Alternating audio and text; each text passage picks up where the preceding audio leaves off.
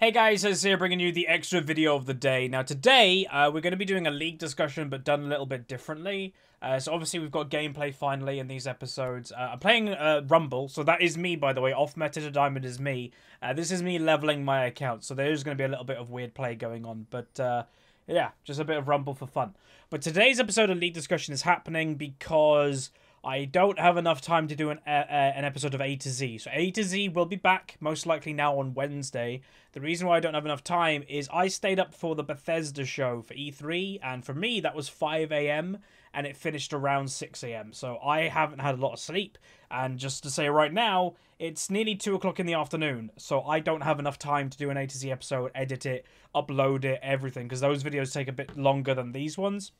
But we're going to try our best to do this and get a second video out there for you guys. Now, just to mention how we get topics, a lot of the time, or the vast majority of the time now, is below this video there will be a QT linked. Go on there, leave your topic, leave your question. I have a look through before every single time that I record these, and if your question is picked, then you're in the running to win some riot points. Now, if I dedicate a sole episode to your question, to your topic, you'll win $10 riot points. But today, I'm actually doing it a little bit differently. So I'm going to try and rapid fire through a few. Maybe if this is a, I don't know, 15, 20-minute video, maybe we'll do 3 or 4 topics instead of just one. And I think this actually could be the way that I might move forward with stuff, because we're covering more. And yeah, it just allows me to talk about more stuff. So the first one we're actually going to talk about is not one from QT. Like, some people may have asked about it, but I actually got it from the YouTube comments of today's video, the Karthus episode.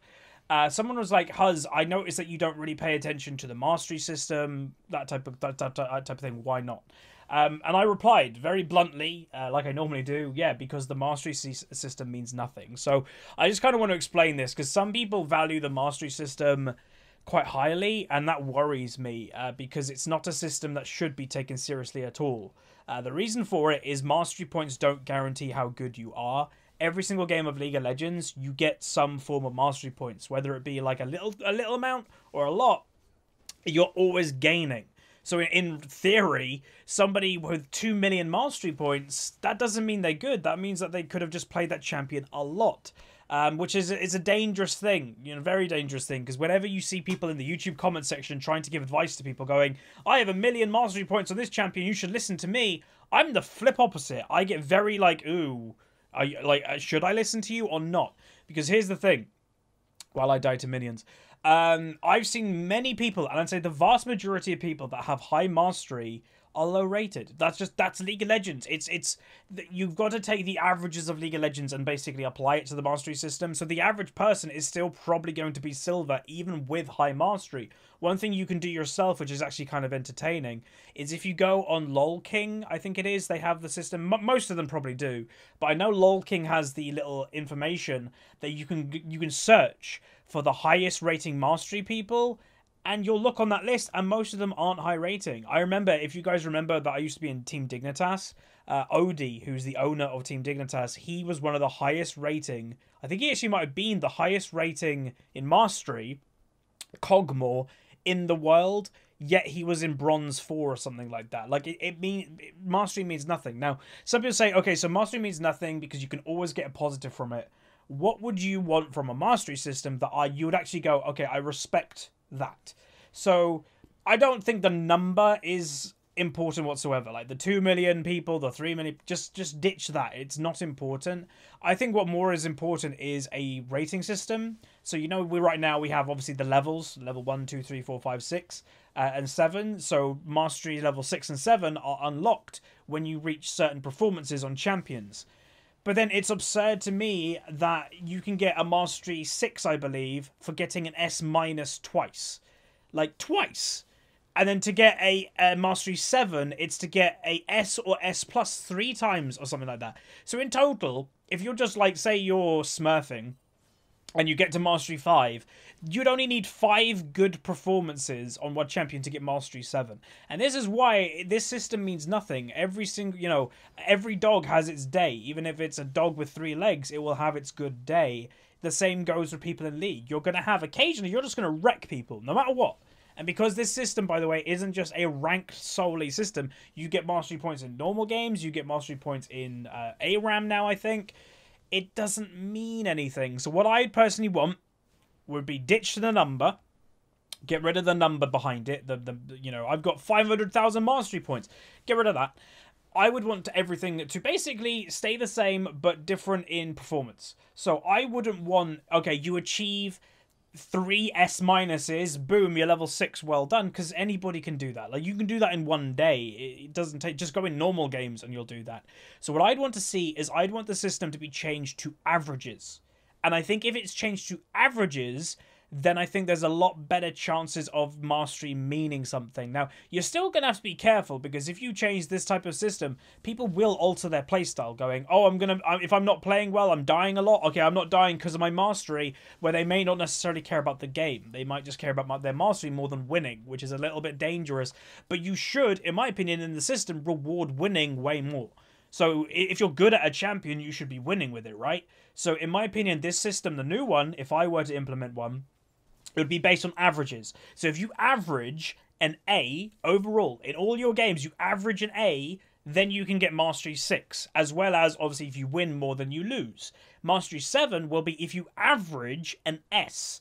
And then if you go off averages and then you combine the averages with also winning, so it's not just like, oh, I did a good KDA, I get a lot of mastery stuff. No, you actually have to have victories combining with like doing well. I think that would make for such a healthy system. Like, I think that would be really, really good. And that, to me, would change the mastery system completely. Because right now, the only people that care about it is the people that think it's important. And again, I don't mean to trigger people here, but the people that I see in the YouTube comment section going, I've got 500,000 points. If anybody starts their sentence with that, I instantly stop reading. Because that's a person that's misguided. So that's the mastery system to me. It's good in places that I like the idea that people can have an attachment to a champion and they can rank up with a specific champion. But I just do not like the way that it's done, because it doesn't actually reward good play. It doesn't show if you're a good player at all. It just shows that you play a champion and you occasionally do well like everybody does. A Bronze 5 player will still get occasionally an S+, because it's relative to what you're doing.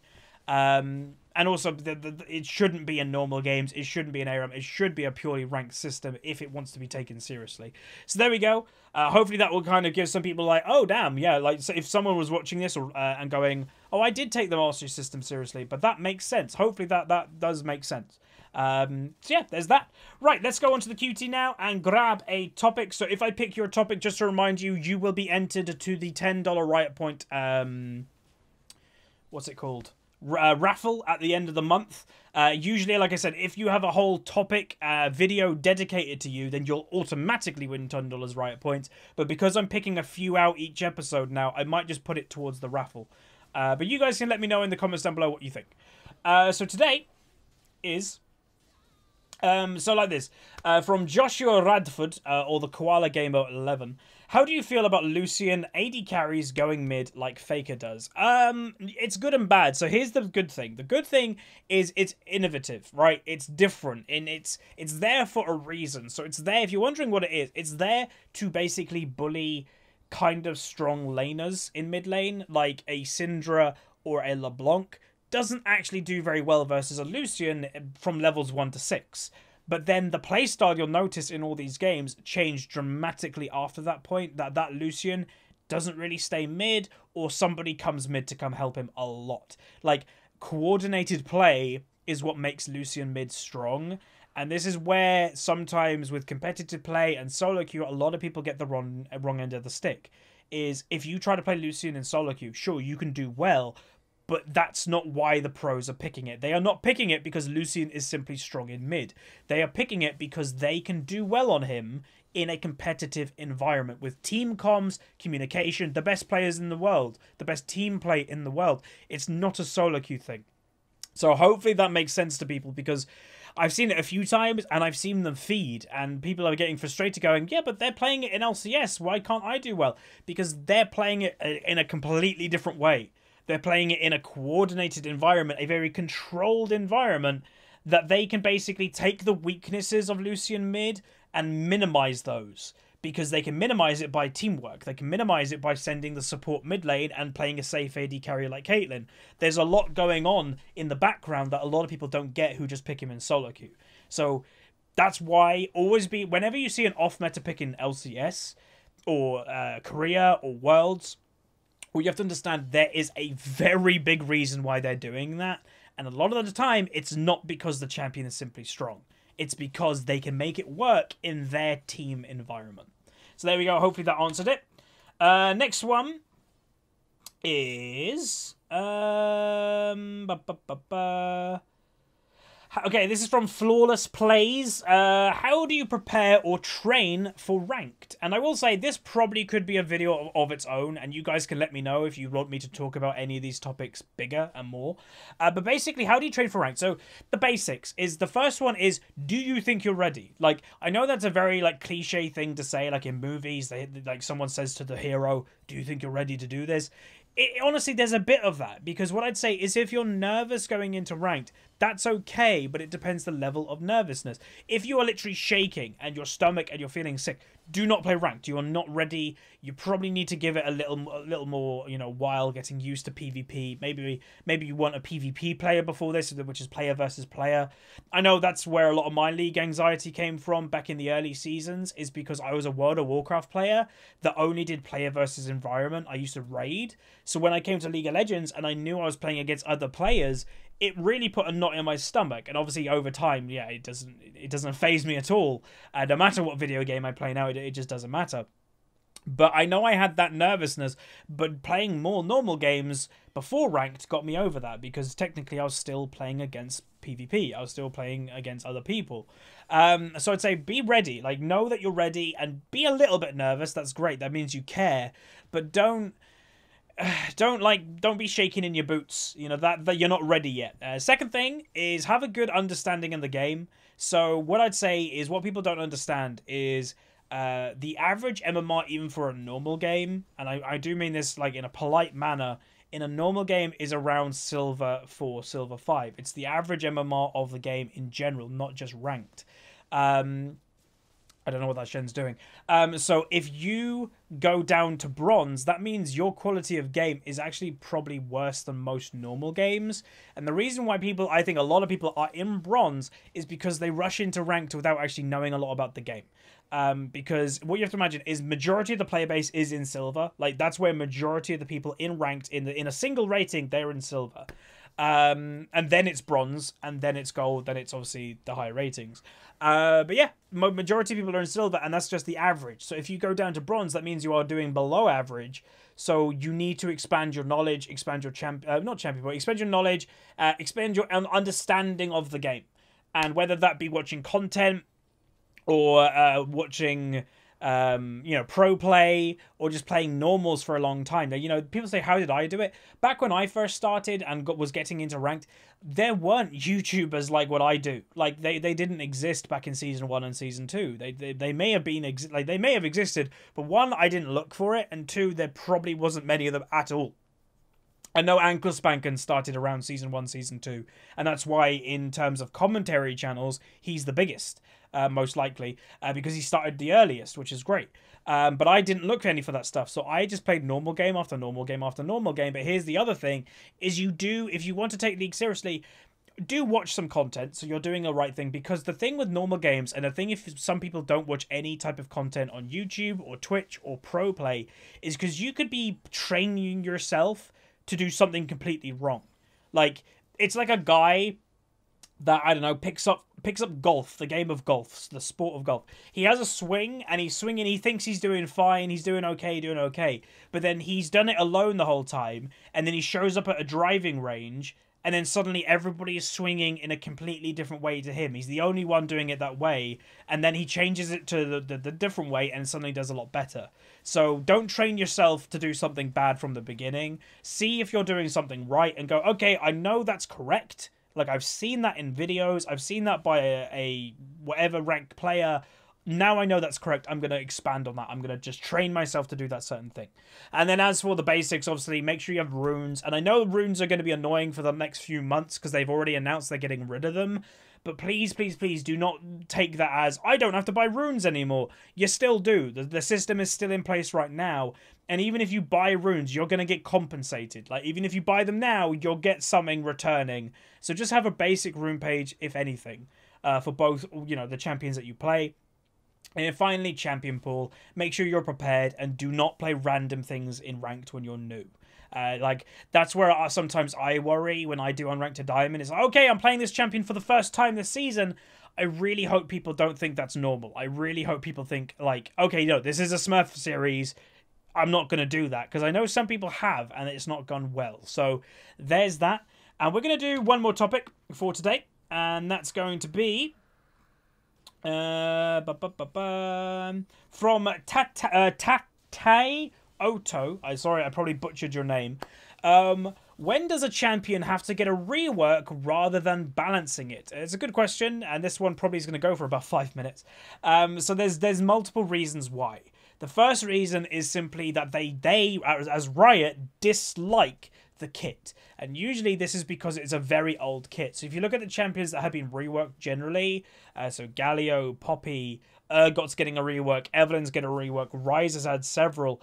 What are these all champions have in common? They're old champions. They're like the beginning year of League of Legends, maybe even 6 months of League of Legends. So they're old mechanics and they're kind of tired mechanics. So what they're doing is just spicing it up. They keep the, in my opinion, in all the reworks that they've done, Gangplank even, they've kept the champion's identity very well. Like, I don't think I've ever... there was actually one recently, but I can't think of the top of my head. It might come to me. But I don't think any champion has lost its identity, if that makes sense. Like, Galio arguably was a big one, because Galio was an AP mage and then made into a pure tank. But I think it's still pretty, like, spot on of what you'd expect Galio to be, this big gargoyle protecting people. I think, if anything, it suits his champion pool even more, or the champion persona even more. So yeah, the first reason for that is because they simply are tired of the mechanics. They're like, this mechanic's just too old, we're not going to rework it, let's just give it a new mechanic. And if that happens with, you know, 3 of the abilities out of 4, guess what? They're going to do a rework. And then when they're doing a rework, they can combine that with a visual update, so they actually make it look like a new champion, not an 80-year-old champion. Or the other reason, so that's the main reason. So I'd say majority of the champions that have got reworked already have got reworked because of tired mechanics. Now, arguably, it's just come to my mind that arguably the most recent ones, so the Sejuani, Zac, and Maokai reworks, because they did call them reworks, they didn't call them balancing, they called them reworks. Arguably, those ones are a little bit weird, because Zac was still being played. People did actually play Sejuani, and she had a positive win rate, and Maokai in top lane had a positive win rate. So it was a little bit weird for those specific reworks, but that's just Riot probably saying they wanted to take those champions in a different direction. It's a similar direction, but just update them a bit, give them a little bit more individuality, because, you know, they were maybe a little bit too similar to each other, and now that they are definitely individuals. And then finally, the other point that is potentially coming into fruition soon is community outrule. So if a champion simply is just too busted or just isn't fun to play against, Riot will look to change that. They do listen, and that might be happening very soon to Yasuo. There is rumors that he is going to get a rework to make him less like Yasuo, which is going to hurt a lot of people, I imagine, because people love Yasuo a lot. But if, you know, the hate is there for a reason, and Riot don't want a champion to be hated, they want a champion to be neutral. Like, Riot's dream situation, I've said this several times, is every single champion has the same play rate in the game. That's never going to happen, but that's their dream. And something like Yasuo, that now with the new ban system has a 90% ban, obviously that's not very healthy. And also the community just dislikes him in general, and people just dislike one-tricks of him. So he might get a rework for a different reason. He might get a rework because the community just dislike him that much, which in my opinion is fair enough. Like, the community has a voice. You have to listen to the voice. As somebody that has done game design, if you ignore your community, your game dies. It's that simple. So those are the reasons, or the big reasons really, why reworks happen instead of balancing, is because mechanics are too old to balance a mechanic, or they just don't like it, or the community doesn't like it. So the Yasuo one might be more of a balance than a rework. We'll have to see. If they change abilities, then it's a rework. If they just tinker with the abilities, then it's a balance. So that's going to be today's episode of League Discussion. Hopefully you guys enjoyed. If you did, throw a like on the video. Remember, in the link below, we've got a $1,000 Riot Point giveaway happening. So throw a like on the video for that. Comment whatever you want down below. And yeah, A to Z, I did promise it obviously yesterday, but with Bethesda and everything, I'm actually kind of tired right now, as you'd imagine. A to Z will probably be back Wednesday. Tomorrow, there's an episode of Huzzy on NA as the main video of the day. And then Climb to Master as the second video. So that's going to be it. Like it, subscribe. See you guys next time. See ya.